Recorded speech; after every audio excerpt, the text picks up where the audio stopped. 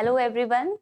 और ये आपके एलयू जो है का जूलॉजी थर्ड सेमेस्टर का पीवाईक्यू है, प्रीवियस ईयर पेपर है, जिसमें आपको पता है कि डाइवर्सिटी ऑफ कॉर्डेट्स, ये हमारे पेपर का नाम है। ठीक है, तो इसमें हम कॉर्डेट्स से रिलेटेड जो है क्वेश्चंस को आज डिस्कस करेंगे। ये पेपर आपको पता है कि थ्योरेटिकल होने वाला है। थर्ड सेमेस्टर के जो पेपर हैं वो थ्योरेटिकल है, एक ही पेपर होना है।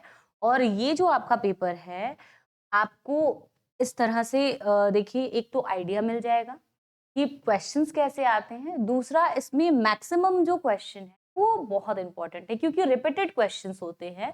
इसके बाद और भी रिपीटेड क्वेश्चंस हम सॉल्व करेंगे। ये मैंने जो है पेपर इसलिए आपको दिखाया है कि पेपर किस तरह से आपका आता है। ठीक है, तो ये आपका क्वेश्चन पेपर है, इसको देख लीजिए अच्छे से किस तरह से क्वेश्चंस पेपर आपके जो है फ्रेम किए जाते हैं, और इनकी आंसर राइटिंग भी मैं आपको डिस्कस कराते हुए चलूंगी। ठीक है, तो क्वेश्चंस पेपर को हम एक बार आपका यहाँ से देख लेते हैं कि कैसे आपके जो है मार्किंग होती है।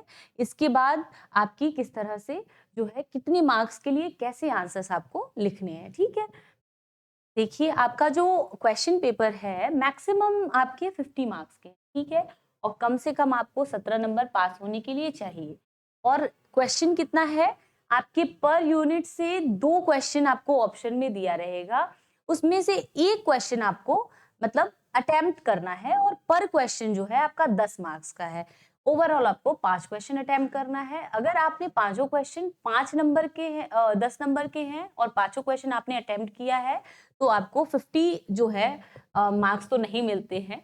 बट अगर आपने डायग्राम अच्छे से बनाया है, आंसर अच्छे से लिखा है, तो ऑलमोस्ट 40 आप क्रॉस कर जाएंगे। ठीक है, और ग्रेजुएशन में 40 क्रॉस करना इज अ बिग अचीवमेंट। ठीक है, तो है क्या कि आपके पर यूनिट से 2-2 क्वेश्चन ऑप्शन में देके रखा है, जिसमें से आपको केवल एक क्वेश्चन करना है, और ईच जो क्वेश्चन है वो 10 मार्क्स का है, और आपके जो ओवरऑल क्वेश्चन है 5 क्वेश्चन है। ठीक है, अब देखिए यहाँ से आप काउंट करिए, 1 है आपका क्वेश्चन नंबर, 2 है आपका क्वेश्चन नंबर, 3 है क्वेश्चन, और फिर आपका 4 क्वेश्चन है, और 5th क्वेश्चन है। ठीक है, और पर क्वेश्चन में आपको और करके अथवा करके दिया हुआ है, मतलब आपको एक ही क्वेश्चन अटेम्प्ट करना है। Each questions are of 10 marks. ठीक है, तो हमें क्या करना है कि भाई क्वेश्चन हमें देखना है, हमें तो क्वेश्चन से मतलब है। हम जितना ज्यादा से ज्यादा अपनी जो है कौन सी टॉपिक किस यूनिट से इंपॉर्टेंट है हमको वो जाननी है। ठीक है, तो आपका देखिए फर्स्ट यूनिट से जो हमने पढ़ा था ब्रैंकियोस्टोमा, ठीक है, तो आपका ब्रैंकियोस्टोमा या इसको एम्फिऑक्सिस कहते हैं, उसके सर्कुलेटरी सिस्टम को जो है बताना है। तो ये मैंने आपको सर्कुलेटरी सिस्टम बहुत ही अच्छे तरीके से एक्सप्लेन किया है। आप ब्रैंकियोस्टोमा पढ़ना। आपको मैं हिंट के लिए, आंसर के हिंट के लिए एक डायग्राम दिखा दूं कि इस तरह से जो है आपका सर्कुलेटरी सिस्टम ब्रैंकियोस्टोमा का होता है। ठीक है, और इसमें आपकी जितनी भी है क्या है कि भाई डोर्सल साइड, और फिर आपका जो है वेंट्रल साइड, इसके बाद आपके एंटीरियर और पोस्टीरियर में सर्कुलेशन कैसे हुआ है ये आपको बताना होता है। ठीक है, कैसे आपका ये डोर्सल साइड है, ये वेंट्रल साइड है, ये एंटीरियर साइड है, ये पोस्टीरियर साइड है। ठीक है, तो आपको ये पूरा का पूरा जो है बताना है कि किस तरह से आपकी जो है सर्कुलेटरी सिस्टम फ्रेम हुई है। ठीक है, तो अगर आप देखेंगे इसमें सर्कुलेटरी सिस्टम के साथ नेफ्रिडिया का बहुत अच्छा जो है कॉम्बिनेशन होके आपका सर्कुलेशन हुआ है, ये मैंने आपको एक्सप्लेन किया हुआ है। और एक बार आप जाके प्ले स्टोर पे टारगेट गुरुकुल पे देखिएगा, आपको सारी चीजें इससे रिलेटेड कंटेंट मिल जाएगा। ठीक है, ये आपके जो है जानकारी के लिए मैंने डायग्राम रख दिया है। ठीक है, एम्फिऑक्सिस का सर्कुलेटरी सिस्टम मैंने उस वक्त भी बताया था कि सबसे ज्यादा क्वेश्चन अगर फ्रेम होता है तो एम्फिऑक्सिस या ब्रैंकियोस्टोमा के सर्कुलेटरी सिस्टम से ही होता है। ठीक है, या फिर उसके रेस्पिरेटरी सिस्टम से बहुत ज्यादा क्वेश्चन फ्रेम करता है। ठीक है, तो ये मैंने ऑलरेडी बता के रखा है आपको। अब देखिए आपका जो है एक क्वेश्चन इसमें और पूछा है कि पेट्रामाइजोन और मैगजाइन। ठीक है, इसमें आपको डिफरेंस बताना है, इसमें कंपैरेटिव जो है कंपैरेटिवली आपको डिफरेंस बताना है। आपको अगर याद होगा तो both are the member of cyclostoma. ठीक है, साइक्लोस्टोमा मतलब जिसके सर्कुलर माउथ होती है, जॉलेस फिश होता है। ठीक है, तो दोनों जॉलेस फिश होती हैं, सर्कुलर माउथ होता है, बट जो है बकल कैविटी वगैरह डिफरेंस होता है दोनों में। अब यहाँ पे आपको मैं एक कंपैरेटिव दिखा दूं ये आपका है, ठीक है। तो ये आपके जो होते हैं दोनों अलग अलग आपका डायग्राम है। किसका? आपका एक हैगफिश है और एक आपका लैम्प्रे है, ठीक है। इसमें आपके डिफरेंस जो है यहाँ पे देखने को आपको मिल जाएगा, ठीक। लैम्प्रे को पेट्रामाइजोन बोलते हैं, नाम से कंफ्यूज नहीं होना है, दोनों साइक्लोस्टोमा से ही बिलोंग करते हैं। मैगजाइन को हैगफिश बोलते हैं। बहुत ही आपका फेवरेट क्वेश्चन है आपके सेमेस्टर के लिए, तो ये आप एक बार देख लीजिएगा। मैंने इसको कवर भी कराया है, आप वहां से पढ़िएगा। आपको जो है इस तरह से अगर आपने डायग्राम बना दिया, ठीक है, और ये आपका जो है डिफरेंस अच्छे से लिख दिया, ये तो आपका शॉर्ट में है, वहां पे मैंने और अच्छे से एक्सप्लेन किया है, वहां से आप पढ़ेंगे, ठीक है। तो आपको कंटेंट भरपूर मिल जाएगा। आप लिखिए अच्छे से। 5 नंबर का क्वेश्चन है तो कम से कम आपको 2.5-3 पेज का तो आंसर लिखना ही है, ठीक है, ताकि आपको 10 मार्क्स तो खींचो, ठीक है। और क्या है, डायग्राम के बिना कोई भी आंसर आप जूलॉजी या बॉटनी में अटेम्प्ट नहीं करिएगा। विदाउट डायग्राम कोई मतलब नहीं होता है आपका क्वेश्चन अटेम्प्ट करने का, ठीक है। आप जो है आंसर अपने लैंग्वेज कम लिख लो, लेकिन डायग्राम बहुत प्रॉपर बनाना, ठीक है। और जैसे अभी सर्कुलेटरी सिस्टम हम एम्फिऑक्सिस का जो है डिस्कस कर रहे थे, उसमें आपका एक फ्लो डायग्राम है, फ्लो चार्ट है, किस तरह से आपके वेंट्रल साइड और जो है फिर आपका डोर्सल साइड से कैसे निकल रहा है चीजें, है ना। ये मैंने आपको जब कवर कराया है सिलेबस को, उसमें पढ़ाया हुआ है। वो फ्लो चार्ट आप याद कर लोगे, आपके लिए लैंग्वेज लिखना बहुत ईजी हो जाएगा। वो फ्लो चार्ट को मैंने आपका 1-1.5 मिनट में ही पूरा एक्सप्लेन कर दिया, उसमें किस तरह से आपका जो है सर्कुलेटरी सिस्टम होता है। तो आप वहां जाके उसको पढ़ लेना। ये आपका क्वेश्चन पेपर जो है बताने का या फिर डिस्कस कराने का मेरा पर्पस यही है कि आप समझो कि क्वेश्चंस कैसे आते हैं, ठीक है। और 5 नंबर का या 10 नंबर का क्वेश्चन जो है अगर आ रहा है तो आपको कितना, अगर 5 नंबर का क्वेश्चन है तो 2.5 पेज लिखना है, तो 10 नंबर का कम से कम आपको 4-5 पेज 6 पेज आपको बढ़ना पड़ेगा, ठीक है। तो आप इतना लिखने के लिए आपके पास कंटेंट भी तो होना चाहिए, और ये कंटेंट आपको अगर आप ढंग से नहीं पढ़े रहोगे तो नहीं हो पाएगा। और ढंग से क्या पढ़ना है भाई, सब कुछ नहीं पढ़ना है, ठीक है। पढ़ना क्या है, जो रिपीटेड टॉपिक है, जो रिपीटेड क्वेश्चंस है, उनको पढ़ना है, ठीक है। ये चीज आपको समझ में आ रही है। और हमने क्या करना है कि जितनी भी रिपीटेड टॉपिक और क्वेश्चंस है उसको डिस्कस करना है, ठीक है। तो अभी ये पहला पेपर है, सैंपल पेपर है, मैंने दिखा दिया आपको, पीवाईक्यू है आपका। इसके बाद मैं 2-3 पेपर और सॉल्व करा दूंगी, और 2-3 पेपर और सॉल्व हो जाएगा तो आपका 3rd सेमेस्टर के लिए आप बिल्कुल तैयार रहोगे। एक ही पेपर होना है, थ्योरेटिकल होना है, और टॉपिक जो इम्पोर्टेंट है केवल वही पढ़ना है। तो आप बिल्कुल निश्चिंत रहिए, आपके पेपर बहुत अच्छे होने वाले हैं, ठीक है। इसके बाद आपका यूनिट 2 से यहाँ पे क्वेश्चन है कि भाई आपके क्या है, पेरेंटल केयर इन एम्फीबिया। अभी हमने जल्दी ही पढ़ा है इसको। पेरेंटल केयर एम्फीबिया में बहुत ही इंटरेस्टिंग तरीके से होता है, ठीक है। इसमें अथवा वाला जो क्वेश्चन है वो स्केल्स ऑफ फिशेस, ये भी मैंने बताया है आपको कि आपके देखिए पेरेंटल केयर मैंने एम्फीबिया का बताया हुआ है कि किस तरह से एम्फीबियंस जो हैं अलग अलग तरीके से अपने जो है पेरेंटल केयर को दिखाते हैं, ठीक है। इसमें आपको मैंने ये भी बताया है, सिलेरियंस जो होते हैं जिनकी जो है क्रिपिंग टाइप की बॉडी होती है, जो रेंगते हैं, ठीक है। एम्फीबियन मतलब फ्रॉग याद रखना है आपको, ठीक है। इसमें कॉडल्स जो आते हैं, ठीक है।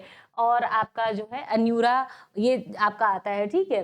तो ये आपके सारे मेंबर्स हैं, ठीक है। और ये सारे आपके कौन से होते हैं, लिविंग या जो एग्जिस्टिंग, जो इस टाइम पे एम्फीबियन पाए जाते हैं, वो एम्फीबियंस के पेरेंटल केयर को हम लोग डिस्कस करते हैं। ये सारी चीजें मैंने आपको पढ़ाई है। ये डायग्राम है आपका, जिसमें आपको डिफरेंट बस मैं बताने के लिए या फिर आपको रिकॉल कराने के लिए डायग्राम्स मैंने रखे हैं कि भाई इस तरह से पेरेंटल केयर देखा जाता है कि कुछ जो फीमेल्स होती है एम्फीबियन अपने नेक के पास क्या करती हैं, अंडे को कलेक्ट कर लेती हैं। अपने जैसे जो मेल्स होते हैं या फिर फीमेल्स होती हैं, मार्सुपियल्स होती है। मार्सुपियल्स का मतलब बच्चों, जब तक वो अंडे बच्चे में नहीं कन्वर्ट हो जाते, अपने उनके पीठ पे कुछ थैले जैसा स्ट्रक्चर होता है, ठीक है, उसके अंदर जो है अंडे को कलेक्ट करके रखती हैं। बहुत इंटरेस्टिंग मैंने उसमें बताया हुआ है कि कैसे आपका लीफ जो है, आप जो वाटर प्लांट होते हैं, मतलब पानी के अंदर जो पेड़ होते हैं, उनके लीफ में किस तरह से वो नेस्ट बना के अंडे को कलेक्ट करती हैं, ताकि अंडे जो ही टेडपोल में कन्वर्ट हो तुरंत पानी में गिर जाए और आराम से वाटर उनको एनवायरमेंट मिल जाए। उसमें मैंने ये भी बताया है कि नेस्ट कैसे बनाते हैं, ठीक है। मड के पास नेस्ट बनाते हैं, जैसे नदी के किनारे ऐसे मड होता है, कीचड़, वहां पे नेस्ट बना लेते हैं, नेस्ट जैसा कुछ, ठीक है, कवरिंग एरिया, और वहां पे वो क्या करते हैं, अंडे देते हैं। इसके बाद में जो है वो अंडे तुरंत जब टैडपोल में बदलते हैं तो पानी में चले जाते हैं। ये आपका डायग्राम है और अब आपको यहाँ पे पेपर डिस्कस कराया जा रहा है। मैं पूरे जो है आंसर्स को या इस तरह से नहीं बता पाऊंगी क्योंकि टाइम कम है। और देखिए इसके बाद स्केल्स ऑफ फिशेस, ये आपका क्वेश्चन जो है ये थोड़ा सा कॉमन आ जाता है। इसमें हम लोग 11th-12th में भी ये चीजें पढ़े हुए हैं कि स्केल्स जो होती हैं फिशेस में बहुत अलग अलग तरीके की होती है डिपेंडिंग ऑन देयर शेप, ठीक है। तो ये आपका स्केल्स जो होता है थोड़ा सा इसमें आपको शेप याद रखना है, किस किस तरह के होते हैं वो याद रखना है, ठीक है। और किस फिश में किस तरह का शेप पाया जाता है ये भी आपको याद रखना है, ठीक है। जैसे आपका प्लेकोइड स्केल है, उसकी क्या शेप होते हैं, इस तरह से आप देखिए, इस तरह से इसका शेप है, ठीक है। इसके बाद आपका जो है गेनोइड होता है, ठीक है। ये आपका एक अगर देखेंगे गेनोइड का इस तरह से शेप होता है। साइक्लोइड होता है, ठीक है, इसका इस तरह से शेप है। इसके बाद आपके टेनोइड होते हैं, इसका इस तरह से आपका एक शेप दिया हुआ है। तो ये आपके डिफरेंट शेप जो हैं, आपका प्लेकोइड जो है, गेनोइड, साइक्लोइड और टेनोइड, ये आपको देखेंगे कार्टिलेज फिश में या बोनी फिशेस में या फिर आपके साइक्लोस्टोमा में किस तरह से they are indulge in that categories, ठीक है। आप ये चीज देखेंगे और आपका क्या है, शेप आपको याद रखना है कि किस तरह से इनका शेप होता है, ठीक है। अब देखिए आपका क्या है नेक्स्ट क्वेश्चन,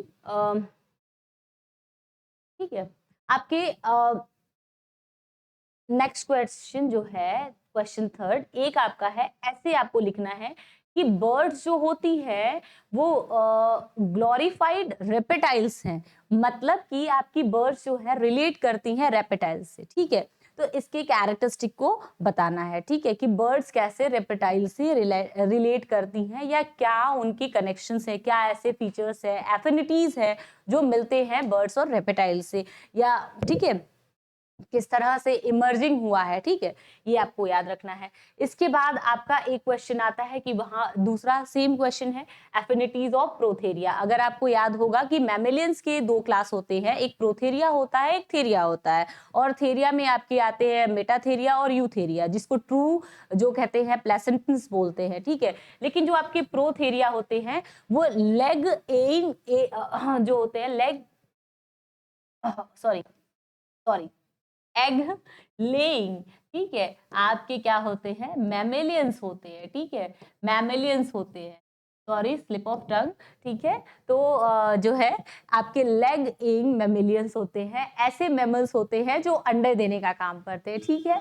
तो ये आपके जो है प्रोथेरियंस आते हैं। इसके जो है कुछ कैरेक्टरिस्टिक किस तरह से ये रिलेट करते हैं, आपके जो लेग एइंग पहले के जो है आपके मेंबर्स रहे हैं, ठीक है, उनसे किस तरह से रिलेट करते हैं। स्पेशली आपका किससे होता है रिलेट, इनका एव्स से होता है, ठीक है। एव्स मतलब बर्ड से होता है, बर्ड से ये रिलेट करती हैं, उनके कुछ कैरेक्टरिस्टिक को जो है उनसे इमर्जिंग इनका माना गया है, इवोल्यूशन माना गया है, तो हम उसकी एफिनिटीज से ज्यादा इसको कनेक्ट करते हैं, ठीक है। इसके बाद आपका यूनिट 4 से जो क्वेश्चन आता है प्रोसेस ऑफ फर्टिलाइजेशन, किस तरह से फर्टिलाइजेशन होता है, या फिर आपका फ्रॉग में, ठीक है, स्पर्म का क्या स्ट्रक्चर होता है और स्पर्मेटोजेनेसिस कैसे होता है, ये चीजें मैंने आपको बहुत अच्छे से एक्सप्लेन किया है। क्योंकि आपका जो फ्रॉग का आपके रिप्रोडक्टिव सिस्टम होते हैं मेल या फीमेल दोनों के बहुत इंटरेस्टिंग भी है, इंपॉर्टेंट भी है, और वहीं से क्वेश्चन भी फ्रेम करता है। फ्रॉग से आता ही है पैरेंटल केयर आएगा, या फिर आपका जो है स्पर्मेटोजेनेसिस आ जाएगा, या oogenesis आ जाएगा, या फिर उसके जो है आपके रिप्रोडक्टिव सिस्टम को एक्सप्लेन करने के लिए आ जाएगा मेल या फीमेल को। तो ये आपका जो है एम्फीबियन से क्वेश्चन अच्छा बनता है, ठीक है। इसके बाद यूनिट जो 5th है, इससे आपका क्या क्वेश्चन है कि आपके हिस्टोलॉजी बताना है प्लेसेंटा का, ठीक है, किस तरह से क्लासिफाई हुआ है प्लेसेंटा, ये आपको बताना है, ठीक है, कि आपकी क्या है classify the placenta according to histology, ठीक है। तो हिस्टोलॉजी के अकॉर्डिंग, या हिस्टोलॉजी क्या है आपके प्लेसेंटा की, ठीक है, उसके अकॉर्डिंग हिस्टोलॉजी मतलब उनका फ्रेमिंग कैसा है, ठीक है। तो आपकी क्या है कि भाई हमको बताने की प्लेसेंटा को हमने कैसे क्लासिफाई किया हुआ है, ठीक है। इसके बाद आपका क्वेश्चन आता है डिस्क्राइब द जो एक्स्ट्रा एम्ब्रियोनिक मेम्ब्रेन्स हैं, ठीक है, जो बच्चे को कवर, जैसे मदर वूम के अंदर जब बच्चे पलते हैं तो कौन कौन सी लेयरिंग्स होते हैं जो कवर करते हैं, ठीक है, उनका क्या फंक्शन होता है, कौन आपके गैसेस एक्सचेंज में हेल्प करते हैं, क्या किसका क्या काम होता है, क्या न्यूट्रिशन देता है, क्या चीजें हैं, वो सारी चीजें आपको बतानी है, ठीक है। और आपका ये जो है एक सैंपल पेपर था, इसी तरह से हम और भी सैंपल पेपर्स को सॉल्व करेंगे जिससे हमको ज्यादा से ज्यादा आइडिया मिल पाए भाई हम कैसे हमारे क्वेश्चंस आते हैं, ठीक है। ये सारी चीजें मैंने आपको बता दी। ये आपका एक डायग्राम है जिसमें आपका पेट्रामाइजोन और मैगजाइन जो है अलग अलग दिए हुए हैं, ठीक है। आपका स्केल्स हो गया, ठीक। तो ये आपके सारे जो है ये क्वेश्चंस जो अभी हमने डिस्कस किया उसके सारे आंसर्स आपको समझ में आ रहे होंगे। ये सारी चीजें मैंने पढ़ाई हुई है, मैं इसलिए डिस्कस करा रही हूँ या आपको जो है रिकॉल करा रही हूँ आंसर्स के थ्रू कि भाई अब पढ़ना शुरू कर दो, आपका पेपर बहुत नजदीक है। आप जितनी जल्दी चीजों को कवर कर लीजिए, जितने इंपॉर्टेंट टॉपिक है कवर कर लीजिए। आपका पेपर एक ही पेपर होना है इस बार, तो आपका पैटर्न चेंज हो गया। सबसे बेटर आपके पास ये चीजें हो रही है कि आपको एक ही पेपर देना है और उसको अच्छे से तैयार करने में आपको ज्यादा समय नहीं लगेगा और आप अच्छा स्कोर कर सकते हो, ठीक है। तो अभी के लिए thank you so much. This was your one paper and we will discuss such more papers, ठीक है। Thank you, all the best for your examination.